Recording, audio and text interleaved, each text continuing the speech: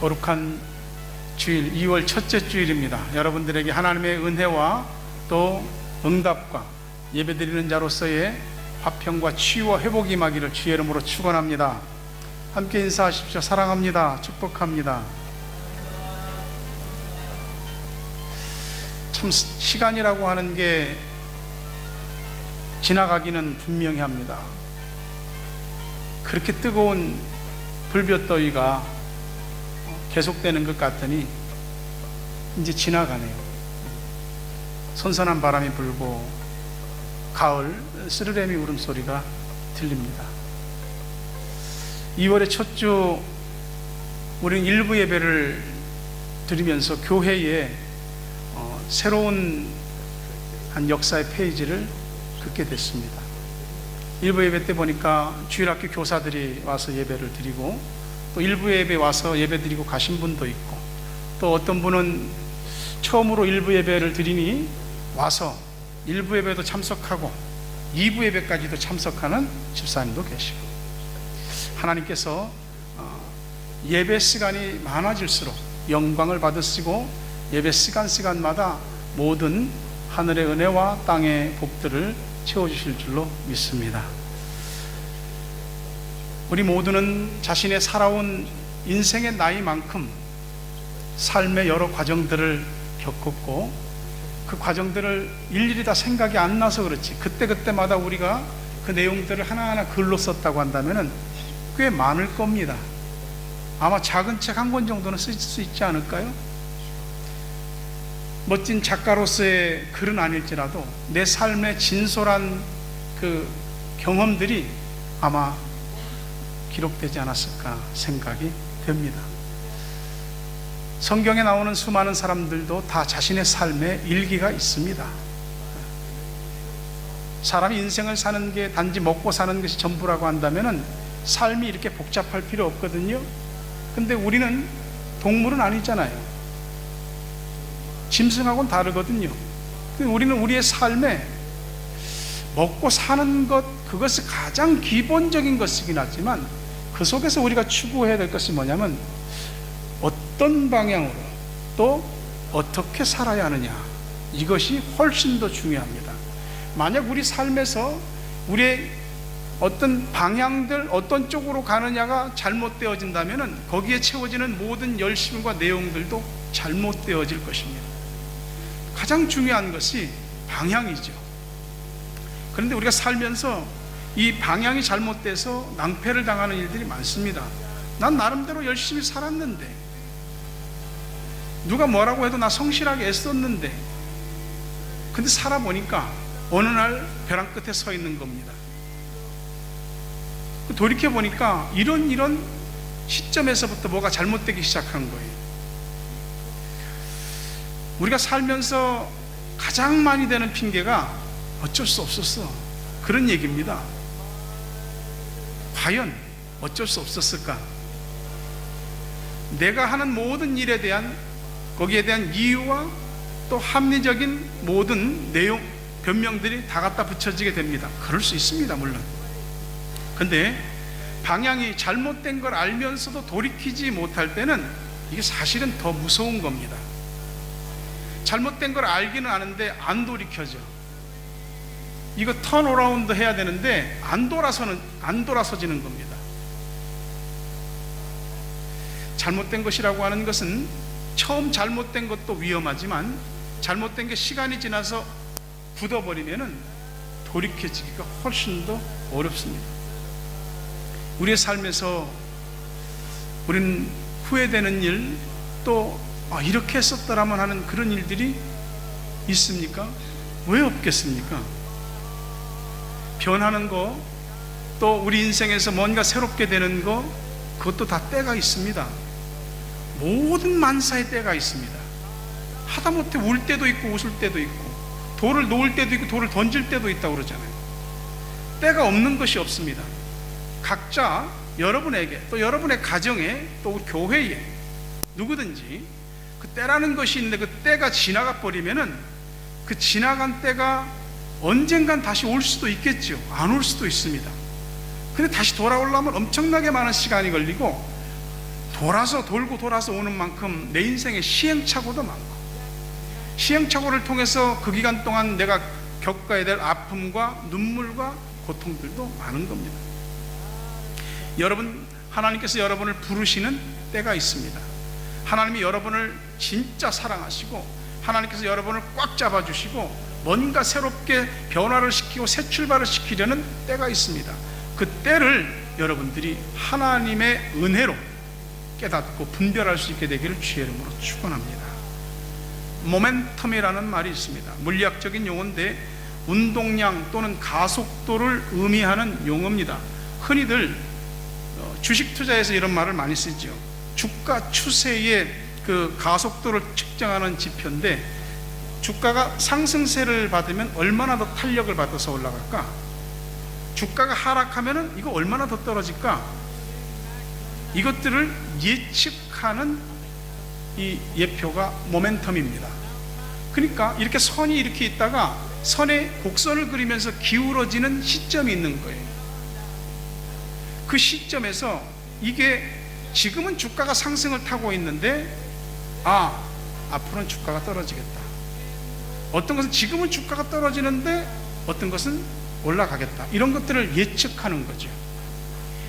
바로 어떤 변화가 시작되는 그 지점, 그게 모멘텀입니다. 이걸 우리말로 가까운 말로 찾는다면 변곡점이라고 하는 것이죠. 변화가 시작되는 지점입니다. 올라가는 지점, 내려가는 지점 분명히 있습니다. 그냥 올라가는 거 없고 그냥 내려가는 거 없다는 거죠. 우리의 삶에서 변화가 일어나는 동기나 요소들이 뭡니까? 그게 실제적인 내 그 환경의 변화, 그 상황의 어떤 변수들, 또 우리 가족이나 내 주변 사람들로 인해서 어떤 방향이 바뀌고 내용이 바뀌어지는 거, 우리 많은 우리 삶에서 우리를 바꾸는 어떤 동기와 요인들을 가지고 있습니다. 신앙도 그렇지 않겠습니까? 내 신앙이 올라갈 때는 올라가는 그 변곡점이 있고, 신앙이 내려갈 때는 내려가는 변곡점이 있는 겁니다. 이 변곡점에서 우리가 어떠한 자세를 가지고 어떠한 태도로 우리의 삶을 살아가고 신앙을 갖느냐에 따라서 우리는 보다 더 나은 삶을 살 수도 있고 보다 더 못한 삶을 살 수도 있습니다. 사람이 살면서 계획하지 않은 낭패와 실패와 이런 밑바닥에서 어찌할 바를 몰라 하는 일들이 왜 없겠습니까? 그런데 거기서 못 깨닫고 완전 주저앉는 사람도 있고 일어서는 사람도 있습니다. 우리가 잘 아는 미국의 16대 대통령 링컨, 그는 참 전 세계의 모든 정치인들이 또 많은 사람들이 존경하는 인물입니다. 한 기자가 와서 어떻게 이렇게 참 성공적인 대통령으로, 존경받는 대통령으로 이렇게 설 수 있었느냐 했더니 링컨 대통령이 하는 말이 남들보다 실패를 더 많이 겪어서요, 그는 실패할 때마다 자신의 실패를 통해서 하나님의 뜻을 배웠고 실패를 보다 더 나은 길로 가는 징검다리로 삼았습니다. 이런 고백을 하죠. 내가 어렵고 힘든 일, 실패를 겪을 때마다 마귀가 귀에다 대고 넌 뭐 소망이 없지, 이제 뭐 길이 있어? 어떻게 하겠어? 수없이 속삭이는데 하나님은 여기서 배워라, 여기서 모든 걸 딛고 일어서라, 그런 말씀들을 계속했다는 겁니다. 실제로 링컨은 크고 작은 선거에서 7번이나 낙선한 사람이고 사업을 2번이나 했는데 2번 다 망했습니다. 그 빚을 갚는데 17년이나 걸렸습니다. 10살 때 어머니가 먼저 세상을 떠났고 20살 때 누이 사라가 먼저 세상을 떠났습니다. 27살 때 결혼을 하려고 그러는데 결혼하기로 약속했던 연인 앤 메이가 갑작스런 병으로 세상을 떠났습니다. 42살 때는 5살 된 아들 에드워드가 죽고 53살 때는 12살 된 아들 윌리엄이 죽습니다.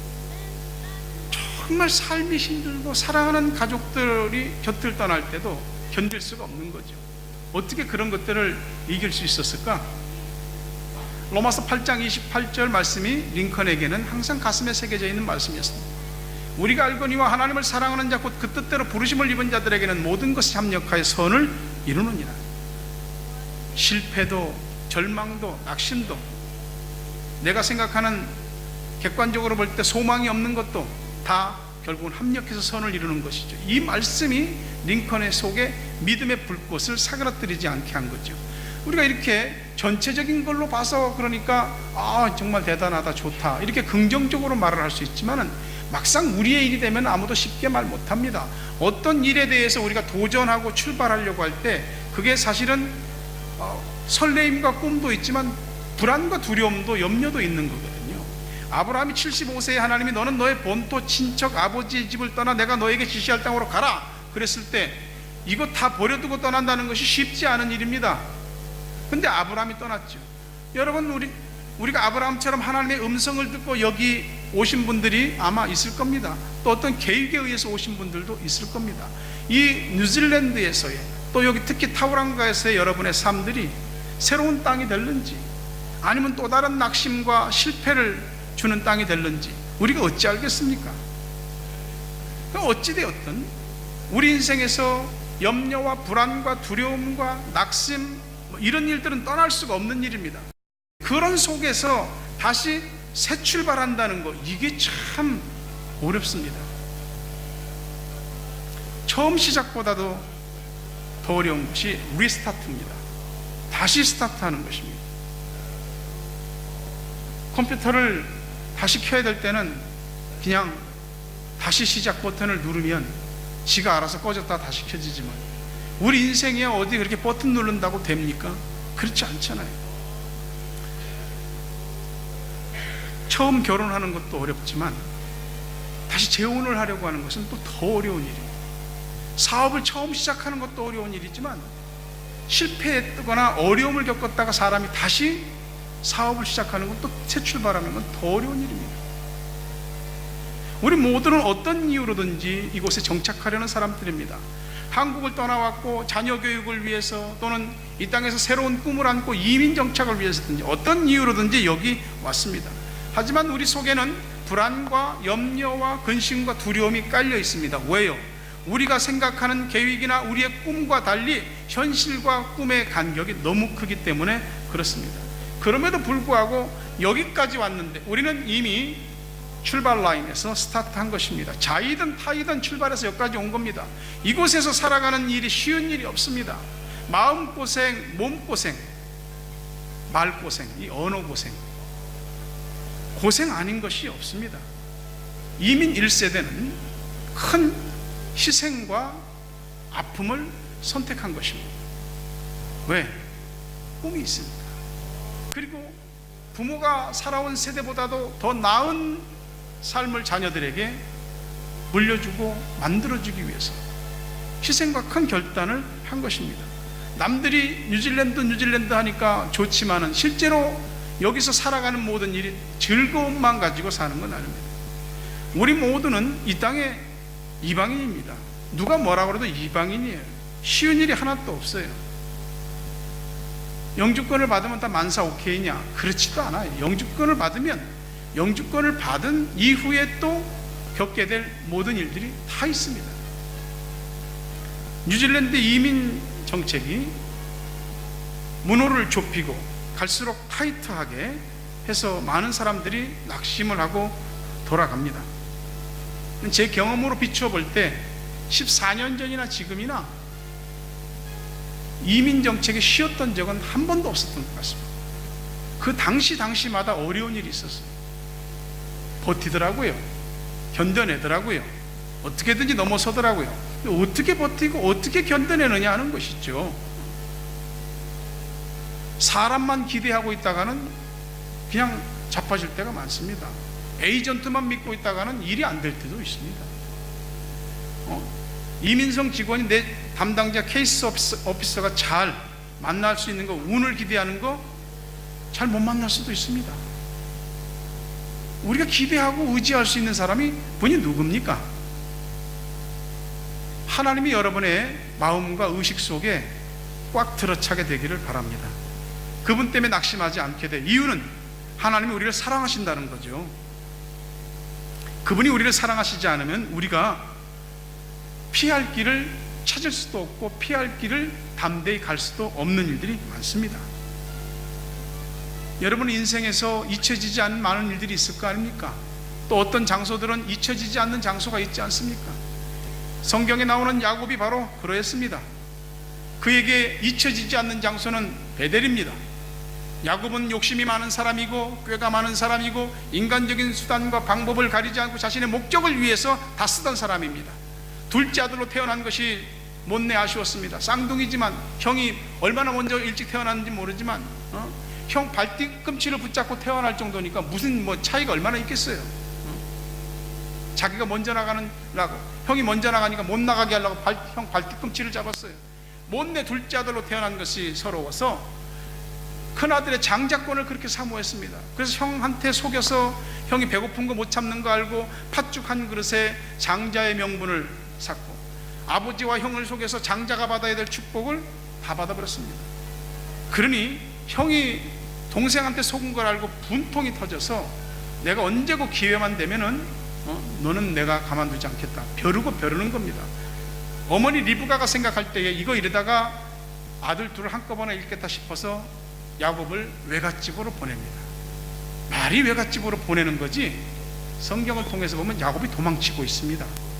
엄청나게 도망치고 있습니다. 그 도망치고 피곤해서 저녁에 하루 잤던 곳이 루스라고 하는 곳입니다.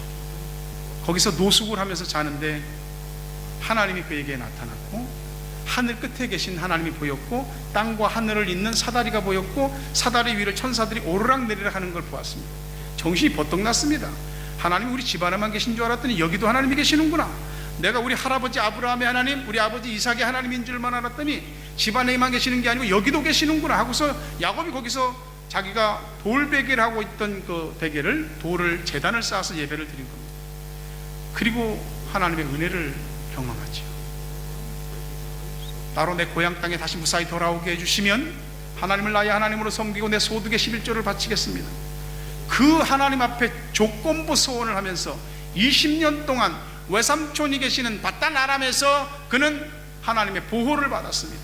하나님이 도와주시지 않았다면 외삼촌이 자기보다도 더 악랄하고 자기보다도 더 지독한 사람이라 한 푼도 못 받고 알거지가 돼서 정말로 오고 갈 데 없이 되었을 겁니다. 하나님이 20년 동안 도와주셨기 때문에 그는 큰 가족을 이루었고, 고향 땅으로 하나님 돌아가라는 명령이 떨어졌을 때 20년 만에 고향으로 돌아오는데 짐승을, 재산을 큰 2대나 이루고 올 정도로 큰 부자가 됐습니다.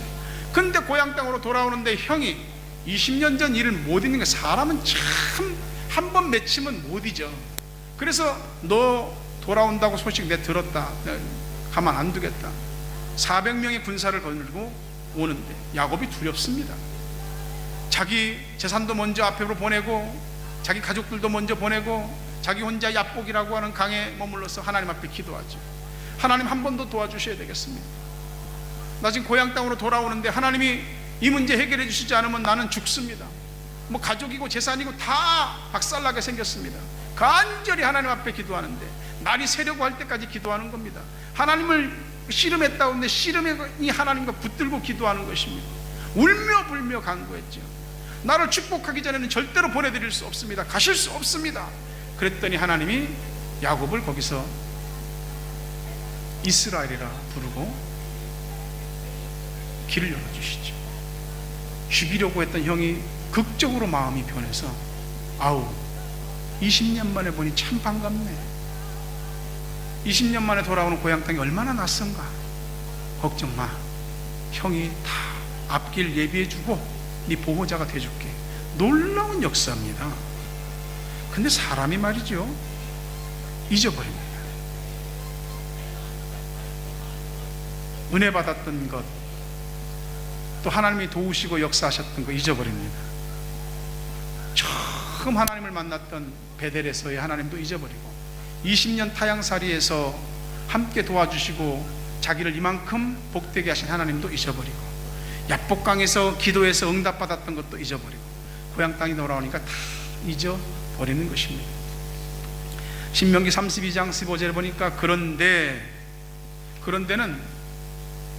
하나님이 복 주시고 좋은 것 먹이고 살찌게 하고 모든 거 다 축복해 주시니까. 그런데 여수르니 하나님 백성이 기름짐의 발로 찼도다. 네가 살찌고 비대하고 윤택하며 자기를 지으신 하나님을 버리고 자기를 구원하신 반석을 없인 여겼다. 누구도 여기서 자유로울 수가 없습니다. 사람이니까. 은혜를 잊어버릴 수가 있거든요. 현실이 우리의 전부가 되면 하나님은 눈에 들어오지 않는 것이죠. 하나님께서는 고향 땅에 돌아와서 하나님을 잊어버리고 사는 야곱을 다시 하나님께로 돌이키시려고 합니다. 근데 야곱이 잘 안 합니다. 그래서 어느 날 하나님은 야곱의 집안에 대한 손을 거두었습니다. 보호해 주시지 않는 거예요. 야곱의 딸 디나가 그 동네 왔다가 그 세겜 족속의 주장아들에게 강간을 당하죠. 욕을 보임을 당한 이 사건을 통해서 이 디나의 오빠 시므온과 레위가 이거 도대체 참을 수가 없다. 이것도 살려둘 수가 없다. 그래서 그들을 우리 같이 너네하고 우리하고 저 결혼해서 같은 집안 되고 이 땅에서 잘 살아보자. 조건이 하나 있다. 우리 집안은 대대로 할례를 행해야 된다. 너희 모든 남자가 할례를 행하면 우리 동생과 결혼할 수 있다라고 말하는 거예요. 세겜 족속들이 다 할례를 받고 몸을 움직이지 못할 때 시므온과 레위가 가서 남자들을 다 칼로 죽였습니다. 이런 놀랍고 충격적이고 무자비한 모든 일들에 대해서 하나님이 일체 간섭을 하지 않았다는 것이죠. 막을 것 안 막아주시고 못된 일들이 일어나는데 하나님이 제지하지 않으시고, 이게 뭡니까? 침묵이죠. 하나님께서 우리를 심판하시는 게 혼내시는 것만이 아니고 말씀하시지 않을 때, 그래 네가 마음대로 해봐라, 그때가 제일 무서운 겁니다. 하나님께서 보호해 주시지 않고 차단막이 되어 주시지 않으면 우리의 삶이 날마다 요동치지 않겠습니까? 만약 하나님이 신실하지 않았다면 우리와의 관계는 벌써 끝났을 겁니다. 부모하고 자식이 다른 게 뭐예요? 자식은 지 하고 싶은 대로 해도 부모는 자식을 품습니다. 자식이 부모한테 하는 식으로 남들한테 하면은 그거 어디에 대접 못 받습니다. 부모니까 자식을 품는 겁니다. 하나님이 그래요.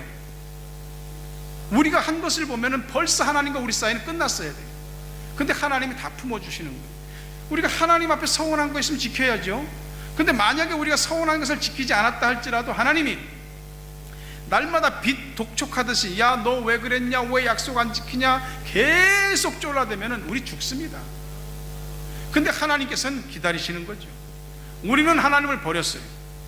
우리는 기름지고 살찜에 하나님을 업신여겼습니다. 근데 하나님은 우리를 여전히 사랑하십니다. 우리를 부르신 부르심을 후회하지 않습니다. 그래서 우리가 하나님을 신뢰하는 거죠. 누구나 실수할 수 있고 그 실수에 대해서 어떤 대가를 치르면서 그게 우리에게 불안과 두려움이 되고 그게 우리의 발목을 사로잡는 일들이 있을 수 있습니다. 누구도 아닌 내가 만든 창살에 내가 들어가서 스스로 두렵고 괴롭고 불안하고 그런 일이 있을 수 있는 거죠. 하나님이 거기서 꺼내주시는 은혜를 처음 받기도 어려운 것이지만 잃어버린 은혜, 또 시험에 들었다가 실족했다가 다시 은혜를 되찾는 것은 더욱더 어려운 일입니다. 하나님을 다시 생각하고 하나님을 찾는 게 왠지 꺼림칙합니다.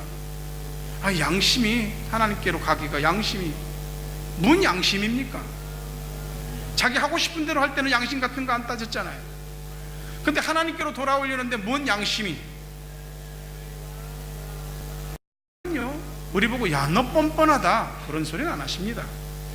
하나님께로 돌아오는 게 중요한 거지 뭐 양심이 어떻네, 뭐 내 자존심이 어떻네, 그런 건 하나님이 안 따지십니다. 우리 모두는 잘못할 수 있습니다. 잘못 선택한 방향과 잘못 선택한 방향에서 잘못된 것들로 살아갈 수 있습니다.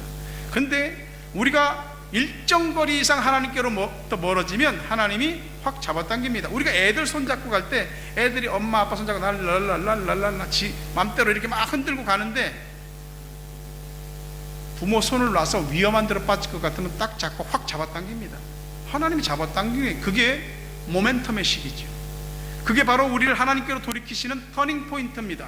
이것을 깨닫는 자들이 하나님의 은혜를 받고 새 출발을 할 수 있는 큰 힘을 얻게 되는 줄로 믿습니다. 베드로요, 예수님 다 부인해도 난 부인 안 합니다. 자기도 3번이나 부인했잖아요. 내가 그럴 줄은 몰랐지. 인간적으로 장담했는데 인간적인 장담하는 그 순간부터 이미 기울어지기 시작한 겁니다.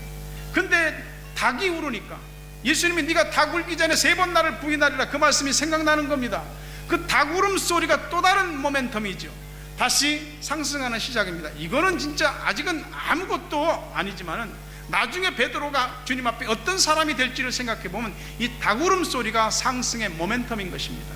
주님이 우리를 새롭게 하시는 변곡점이 있는 것입니다. 그 시기를 오늘 이 시간 여러분들이 발견하게 되시길 주의 이름으로 축원합니다. 어떻게 새 출발해요? 하나님께서 하시는 말씀을 들으세요. 1절에 하나님이 야곱에게 이르시되 일어나 베델로 올라가서 거기 거주하면 내가 내 형 에서의 낯을 피하여 도망하던 때에 내가 네게 나타났던 하나님께 거기서 제단을 쌓으라 하십니다. 2가지입니다. Go to Bethel, 베델로 올라가라. Build an altar there to God. 거기서 하나님께 제단을 쌓아라. 하나는 하나님께 은혜 받았던 자리로 올라가는 것이고, 또 하나는 예배를 드리라는 것입니다. 우리가 무엇을 할 수 있는 것에서부터 할 수 없는 것까지 고민되는 일들이 한두 가지가 아닙니다. 우리 스스로 만든 그 박스 안에 갇혀갖고 빠져나오지 못할 때 하나님이 그럽니다. 야, 올라가라. 그 자리에서 예배 드려라. 인생의 시점이 다 있는 겁니다. 하나님이 수술이 필요하다면 수술 받아야죠. 내게 은혜 주셨던 하나님, 그때 그 장소, 나를 만나 주셨던 하나님, 그때 그 시기, 그 장소. 내가 정말 힘들 때 사람은 내 곁에 한 사람도 없는 것 같은데 오직 하나님이 나에게 은혜를 주시고 길을 열으시고 피할 길을 주시고 살려주신 그 놀라운 시간, 그 장소로 다시 올라가서 예배 드리라는 겁니다. 예배에 참된 예배자가 되면은 어떤 사람도 팔자도 구자로 펴집니다. 왜요? 하나님 우리 사랑하시니까. 나는 하나님 잊어도 하나님 나 안 잊어요. 난 하나님 버리고 발로 차도 하나님은 나 부르신 거 후회하지 않아요. 하나님을 만나는 그 자리로 올라가고 거기서 예배가 회복되면 거기서 우리의 영혼과 우리의 마음과 육신의 병들이 고침받고 삶에 어그러진 것들이 다시 새롭게 되고 우리가 계획했던 길이 아닌 하나님이 열어주시는 길들이 우리들에게 열리는 것입니다. 그것이 새 출발의 축복이죠. 새 출발을 할 수 있는 두 번째 비결은 순종과 결단에 있습니다. 하나님의 음성을 들은 야곱이 이방 신상 싹 버려라, 가족들 모아놓고 이제 다 정결하게 하고 옷을 새롭게 바꿔 입으라고 말합니다. 버릴 거 버리고 정결하게 할 게 정결하게 하고 바꿔 입을 거 바꿔 입어야 됩니다. 하나님이 말씀하시면 좀 들을 수 있어야죠. 순종은 멍청한 사람들이 하는 것이 순종 같아도 그렇지 않습니다. 순종은 우리의 판단을 믿는 것보다 하나님을 더 믿는 것입니다. 적어도 순종하고 결단하는 것은 이거 하나는 분명히 있는 겁니다. 하나님이 나보다 낫다는 가장 기본적인 인식. 여러분이 자식들보다 나으니까 애들 데리고 여기 와서 이만큼 다 케어하고 뒷받침하고 하는 거 아니에요. 하나님이 나보다 나아요. 내 생각보다 낫고 내 판단보다 낫고 내가 내 힘으로 내 삶을 사는 것보다 훨씬 더 하나님이 잘 살 수 있게 해주십니다. 그거 믿는 거죠. 거기에서 우리는 항상 새 출발을 할 수 있습니다. 가족들이 야곱이 말할 때 이방 신상들 다 갖고 오죠. 하나님 믿는다는 사람들이 집안에 이방 신상들 다 쌓아놓고 귀고리를 걸고, 귀고리는 당시 그 가나안 족속의 문화와 풍습, 세속적인 것들, 그 유행을 따라가는 것이죠. 세상의 패턴을 따라가고 거기에 젖어 있는 것이죠. 싹 가져오는 겁니다. 상수리 나무 안에다 다 묻어버립니다.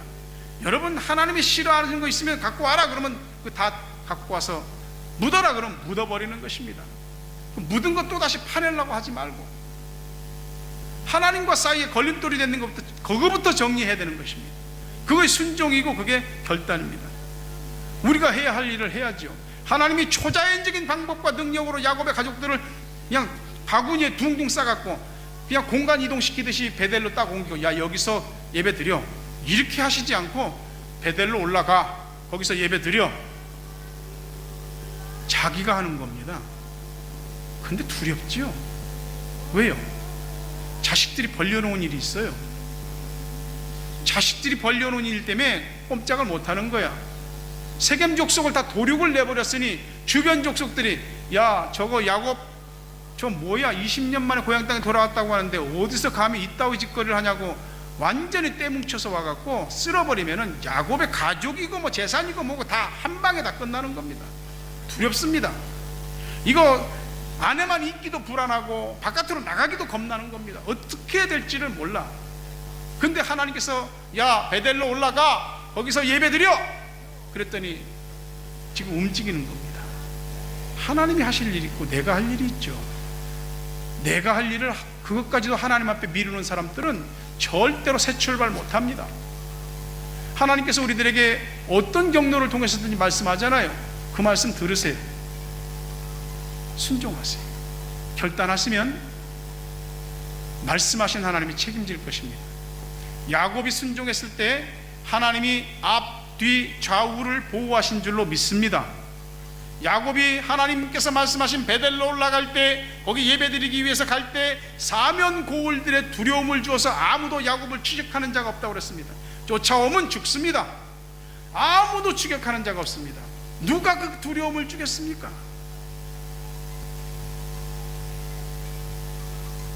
마귀가 우리를 치러 7길로 들어왔다가 하나님이 후려치시면 한 길로 들어왔다가 7길로 도망하게 되어 있습니다. 하나님을 믿는 사람들에게 믿는 새 출발의 담대함이 뭐 있습니까? 상황이 뻔하니까 내가 다 계산을 하는 겁니다. 나섰다간 죽는다. 어느 코에 맞아서 다 풍비박산 날지 모르겠다. 예, 우리도 생각하는 게 있으니까 계산이 서지요.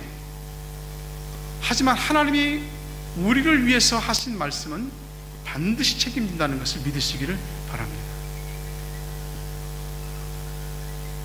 그것이 새 출발을 할 수 있는 사람들이 해야 될 일이고 받게 될 은혜입니다. 아무도 쫓아오지 않았습니다. 베델까지 올라갈 때. 그래서 야곱은 베델에 가서 하나님 앞에 예배를 드리고 거기 엘베델이라고 베델에 전능하신 하나님이라고 하나님께 찬양을 드리는 것입니다. 여러분, 항상 새로운 마음으로 살기가 쉽지 않습니다. 근데 우리 가운데 새 출발이 필요한 분들 있지 않습니까? 어디서부터 어떻게 해야지?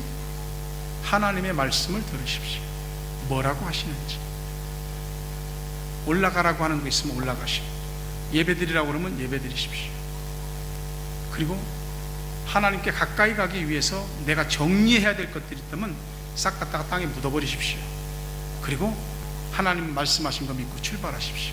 하나님이 여러분이 두려워하는 것들을 다 막아주시고 새 출발이 진짜 새 출발이 될 수 있도록 역사하실 줄로 믿습니다. 신앙의 본질은 과거를 먹고 사는 건 아닙니다. 신앙의 본질은 앞으로 나가는 것입니다. 그런데 지난날 은혜 받았던 자리, 하나님의 도우심과 역사하심을 체험했던 그곳으로 그 자리를 회상하셔야 됩니다. 그리고 다시 돌아가셔야 됩니다. 왜? 하나님은 변함없이 거기 서 계시기 때문입니다. 내가 하나님께 멀어졌어도 하나님은 그 자리에 서 계십니다. 돌아가십시오.